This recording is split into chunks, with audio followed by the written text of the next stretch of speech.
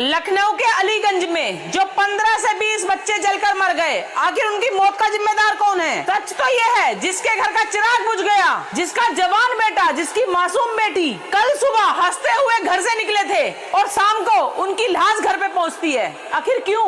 उस माँ के दिल पे क्या गुजर रही होगी, ये कोई नहीं समझ सकता। ये दर्द सिर्फ वो माँ जानती है जिसने अपनी कोख को उजड़ते हुए देखा है, और ये दर्द वो बाप जान सकता है जिसने अपनी बुढ़ापे की लाठी को अपने ही हाथों से मुखाग्नि दी हो। लेकिन असली सवाल तो ये है कि लखनऊ के इस अलीगंज इलाके को शमशान बनाने का असली गुनहगार आखिर कौन है? क्या इसकी गुनहगार सरकार है? नहीं, सरकार तो खुद एक्शन में है। मुख्यमंत्री खुद जमीन पे उतरकर इन कातिलों को ढूंढ रहे हैं। तो फिर असली कातिल है कौन आखिर? आइए जरा उस सिस्टम का पर्दाफाश करते हैं जिसने चंद रुपयों की हवस में लखनऊ के इस कमर्शियल सेंटर को जिंदा कब्रिस्तान बना दिया। जरा ध्यान से सुनना, ये मौत का जाल आखिर बुना कैसे गया। नंबर 1 पे आता है वो लालची मकान मालिक जिसने सिर्फ भारी भरकम किराए के लालच में आवासीय जमीन पर 3 मंजिल मकान खड़ा कर दिया। ना कोई फायर एग्जिट, ना ही कोई सुरक्षा, सिर्फ पैसा, पैसा और पैसा।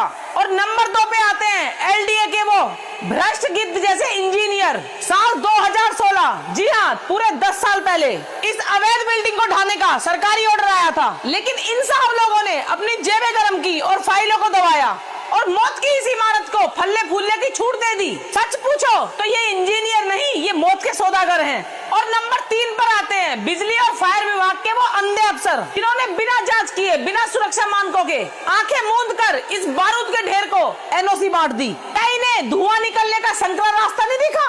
क्या इन्हें बच्चों की जान की कोई कीमत नहीं लगी?